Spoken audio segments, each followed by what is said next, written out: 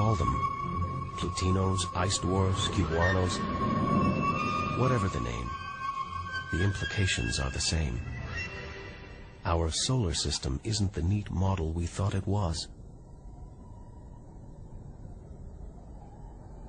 Over 13 billion kilometers from home, the most distant thing ever seen to orbit the sun. Another small icy world called Sedna, discovered in 2003. Its orbit takes 10,000 years and sends it 130 billion kilometers from the sun.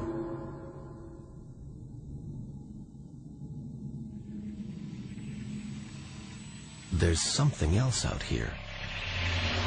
16 billion kilometers from home, the space probe Voyager 1.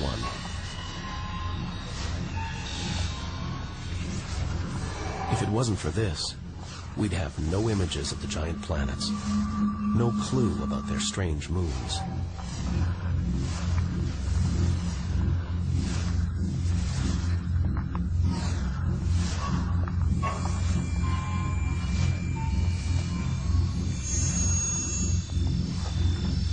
That gold panel, it's a kind of intergalactic message in a bottle. There's a greeting recorded in different languages. Hello from the children of planet Earth. Hola y saludos a todos. And a map showing how to find our solar system. But if you're in the jungle, is it wise to call out? Anyone, anything could hear our call, find out where we live, and come knocking, friendly or not.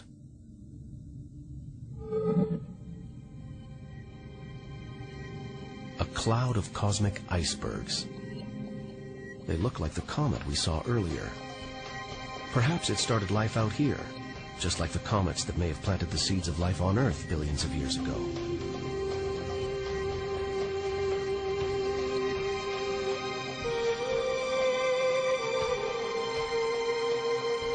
And seeing all this ice, maybe they carried water to Earth too.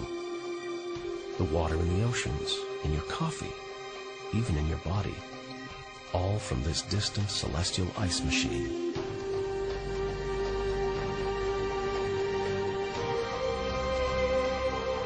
We're 8 million, that's 8 trillion kilometers from home. But our journey has only just begun. Ahead, trillions of kilometers, billions of stars. This is it. Time to step out into the big, wide universe, into interstellar space.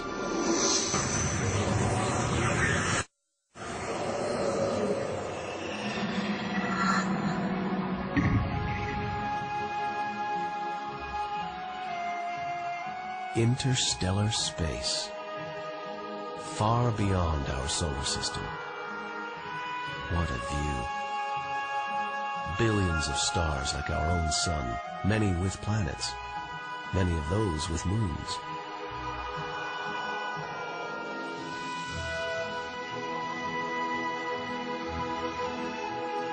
It's hard to know which way to go. There are infinite possibilities, in every direction. Whichever way, we're going to need a serious burst of acceleration.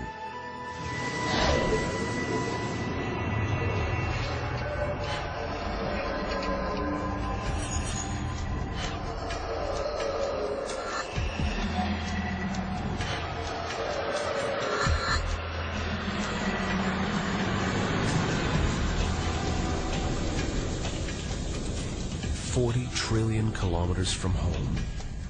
A 150,000-year ride in the space shuttle. And we've only just reached the first solar system after our own. Alpha Centauri. 1 star, and 2 more beyond. They're spinning around each other, locked in a celestial standoff. Each star's gravity attracting the other. Their insane orbital speed keeping them apart.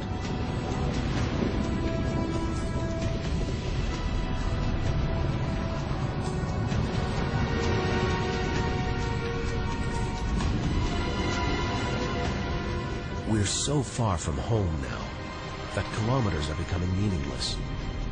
We're going to have to talk in light years. A beam of light takes 1 year to travel 10 trillion kilometers. So 40 trillion kilometers is over 4 light years from home. It's crazy. Distances so vast they're almost beyond comprehension.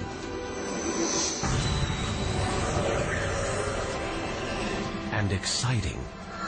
Who knows what strange worlds lie ahead? What we'll discover when, if, we reach the edge of the universe.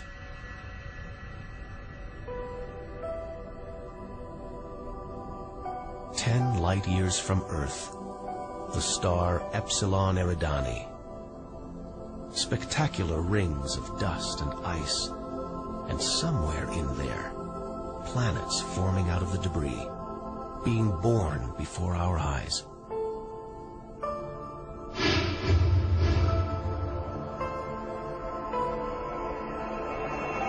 Asteroids and comets everywhere. We could almost be looking at our own solar system, billions of years ago, with comets delivering organic molecules, water, to these young planets, kickstarting life just as they may have done on Earth.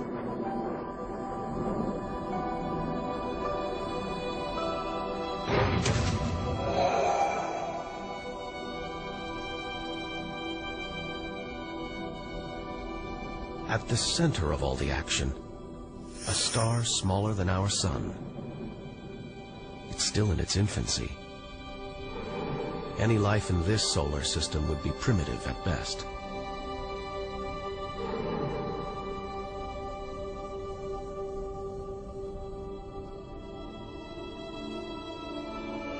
There must be more mature, developed solar systems out here, but finding them is like looking for a needle in a cosmic haystack.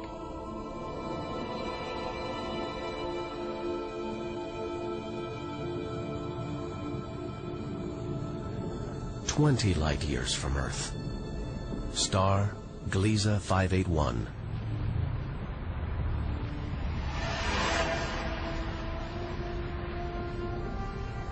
It's about the same age as our sun.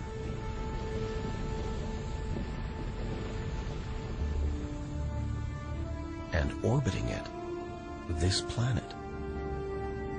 It's just the right distance from its sun. Any closer and water would boil away. Any further and it would freeze. Ideal conditions for life to have evolved.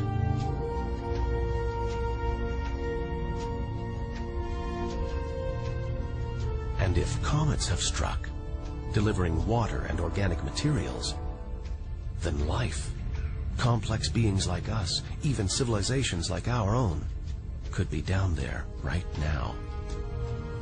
If there are, even at this distance, they could be tuning into our TV signals, watching shows from 20 years ago.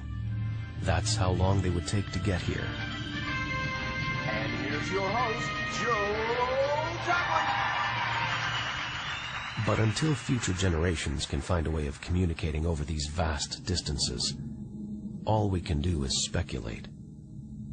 Us and them, living parallel lives, unaware of each other's existence. Unless life has been and gone.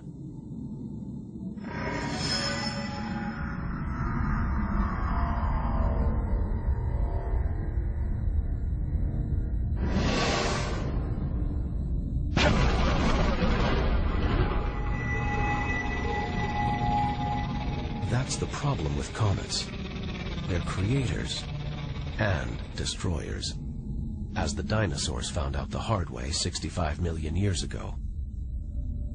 This is the needle in the cosmic haystack, the closest we've come to a habitable solar system like our own, but it's a chance encounter. There could be hundreds, millions more solar systems like this out here, or none at all.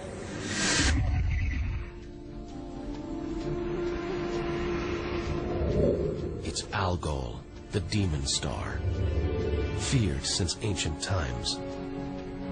From Earth, it appears as one star that flashes on and off. But up close, we can see in reality it's two stars, and one is being sucked towards the other. Almost 100 light years from home. Listen. One of the first ever radio broadcasts. Just a faint whisper. We'd appreciate it if anyone hearing this broadcast would communicate with us. We are very anxious to know how far the broadcast is reaching. And then, silence. From here on out, it's as if Earth never existed.